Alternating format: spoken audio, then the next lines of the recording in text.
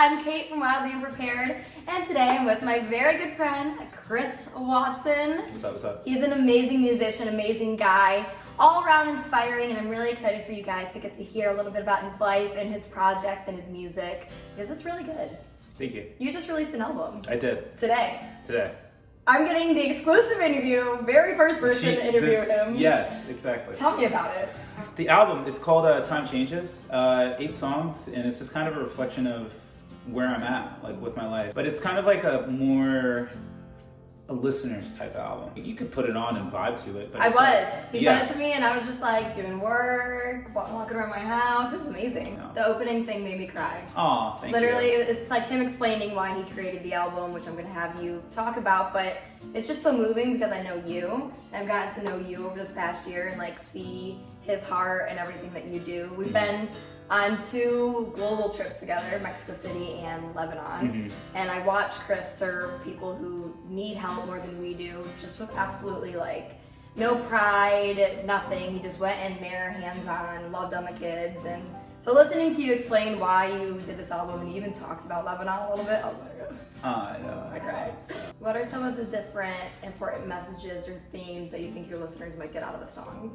The album kind of opens up with a song called I Can't Say I Do, which is, it kind of sounds like, it's like a love song, or like I can't say I do, like I can't commit to like falling in love with this woman. But really it was like me like not committing to surrendering my life to God. Oh, when I listened to it, I was like, who is this boo thing Like, talking about? Like, I'm Chris confused. told me. I was like, he would have told me, what I am? Okay, No. that's beautiful. Yeah, so it's like kind of like it's like you want to love me, you just don't know how to care. And like that was like, you know, like me having a conversation with God, and like it was like God saying like something like, it's a heart I'd break or a soul I'd shake to get through. Wow. Like it's like I could shake up your life, and it's just like, and it's like God saying like, you want to love me, and then I say I just can't say I do. And it's like singing, why oh why do I keep coming home to you? It's like, why oh why do I keep on making these mistakes? And we've all been there. Oh yes. And we can't say it's like a cycle of sin. You know what I'm saying? Like it is, but it's, you know what I'm saying? It's just you being you. It's just you being you, figuring out like what it's going. So yeah, and like it just kind of, it moves on from there and explores different ideas. Of course, like the next song is called It Ain't You, and it's like a real bluesy song where it's like, it's not you girl, it's me. Because like, you know what I'm saying? I'm the problem. I'm a problem. And a lot of men, women too, are just like not willing to admit what is going on. And like at that time, it's like, it's not you, it's me. Like I need to work on this and focus on that. Wow. And explore different themes. And I kind of feel like the catalyst like kind of moment is like a song called You Ain't Worth the Pain.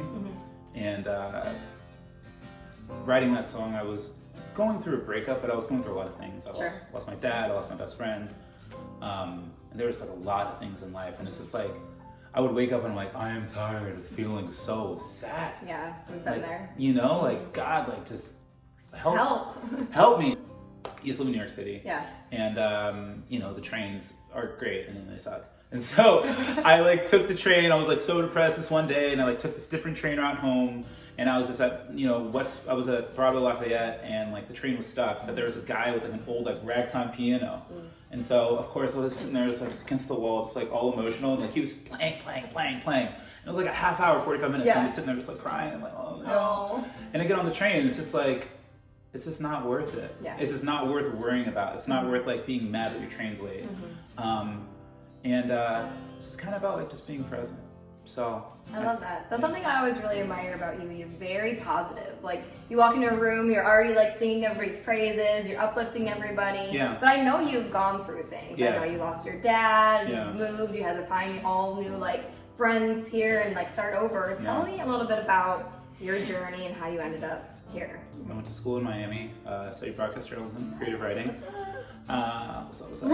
And after that I moved to New York. So I was in New York for 4 years. The first year and a half was like, you know, the artist struggle, where I was, you know, super broke, working temp jobs, working PA, production assistant. And then after that I like fell into a job working at UNICEF for the UN. Yeah, which I just learned about the other day. I know. I'm telling you, his heart, it's really big.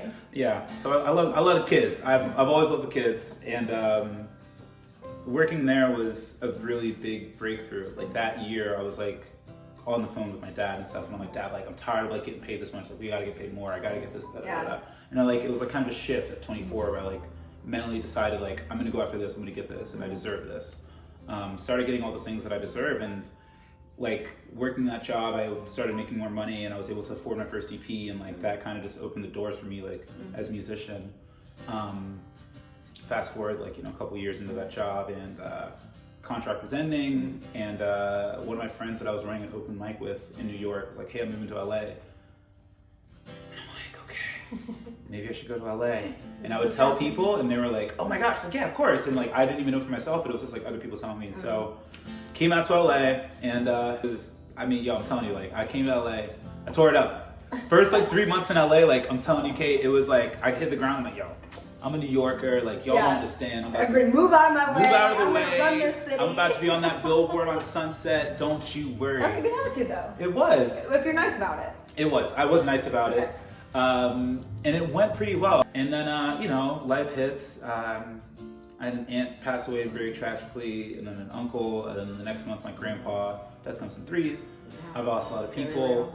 And it was just a lot. It was a big reset. So like that first year in LA, it was just like I love roller coasters. It was the biggest roller coaster ride. A lot of highs and a lot of really low lows. Yeah, and like figuring out, you know, Los Angeles and the living situation, and not telling my mom where I live because I don't want her to help me, and and like, you know, living in a loft down. It was just everything. Oh yeah, it's a grind. And so then like 2017, I went on a tour around the country. Oh yes. What was it called again? The Unknown Tour. The Unknown Tour. It's actually really cool. Keep talking. It's the coolest thing. It's the best documentary you will ever lay your eyes on.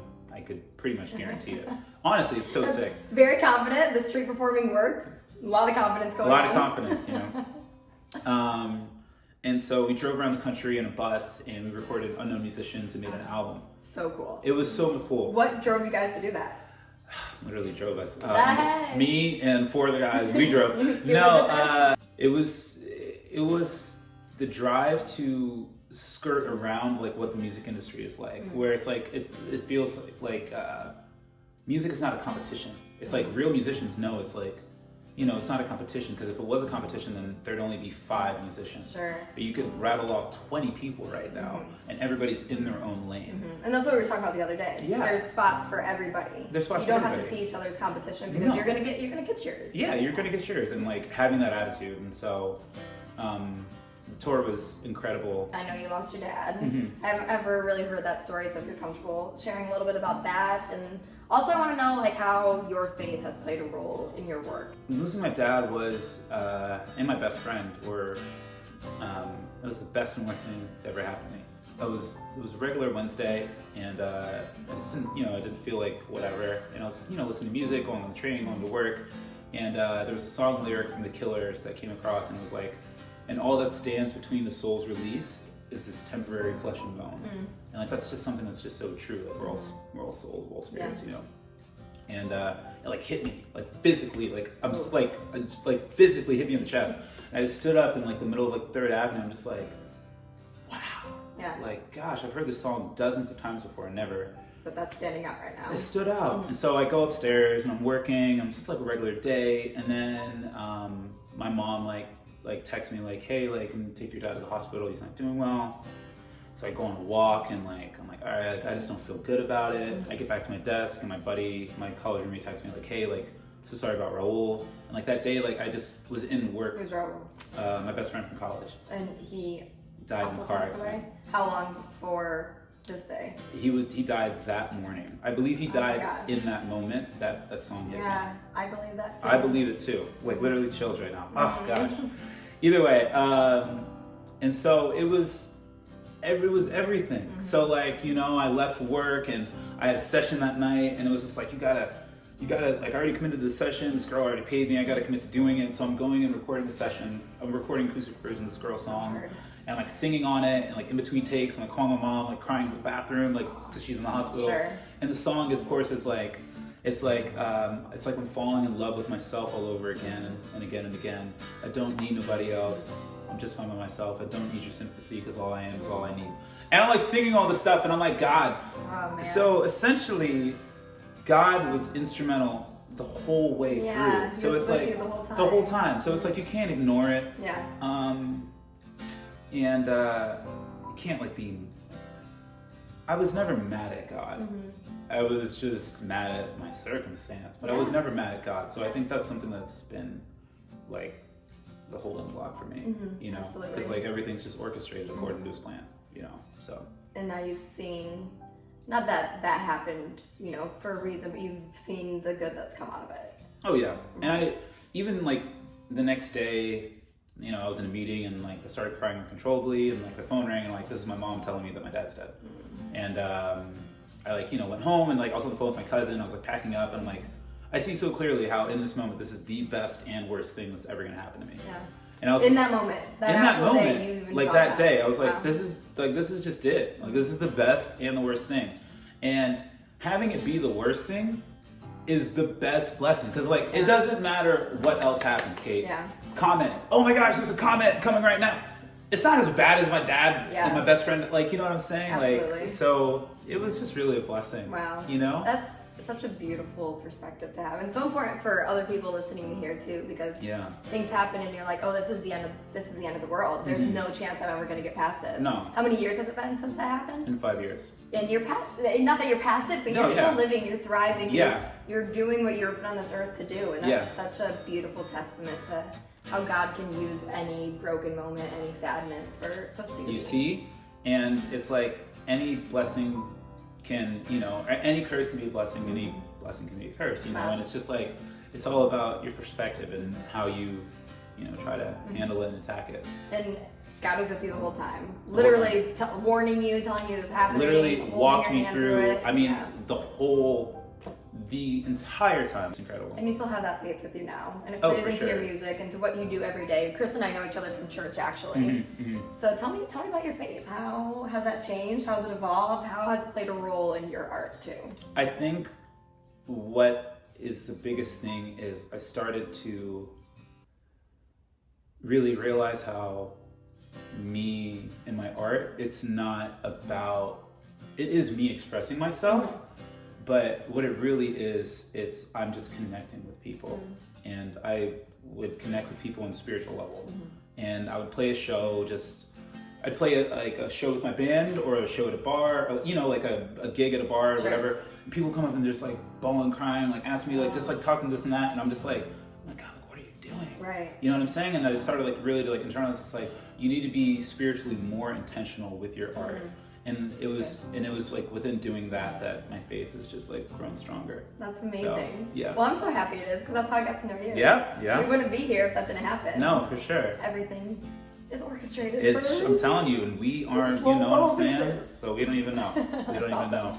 And then what is something, you know, what do you want your legacy to be? What do you want people who hear your music, who see you doing things, what do you want them to learn from you or to get from you, or what do you want to leave in this world? I really just want everyone to know that they are loved. I love you, and I think more than anything that everything is a gift. Like if you live life from that perspective, that everything is a gift, because it's like everything's a gift, and there's not a reason to fear. Like there's really no reason to fear, because like even people who like I've experienced death like my whole life, like that's just like kind of that's part of my MO, and like it's cool, and I'm so grateful that that's been part of it. But like there's no reason to like fear that. So there's nothing to be afraid of. I don't know. I feel like I don't know. That's kind of it. Just actually live while you're here. Just live while you're here. Something else that I think I learned the most from like death and stuff. It's like you can't base your happiness based on how other people are living their lives or acting or doing anything. Yeah. And there's so much, and like I've been there, but thank God I've been free of it for so long about like really like caring about like other people's opinions and stuff. Like I do care. I want sure, we're human. Of course we care. I want you to love me. Yeah. At the same time, like it's not going to break my heart if nobody ever listens to my music. It's not. There's a difference. You're not here for everybody to like praise you, whatever it is. Who cares what they think about you? No. Who cares about those tiny things that we used to get so hung up on? Yeah. In like high school, I thought it was the end of the world. Yeah. A month later, it never mattered. You care about the right things now. I care about all the right things. That's the difference. Thank you, Chris. You're so for welcome. teaching me guitar. You're so welcome. Thank you for showing me your heart. All right, you're and for welcome. telling us everything.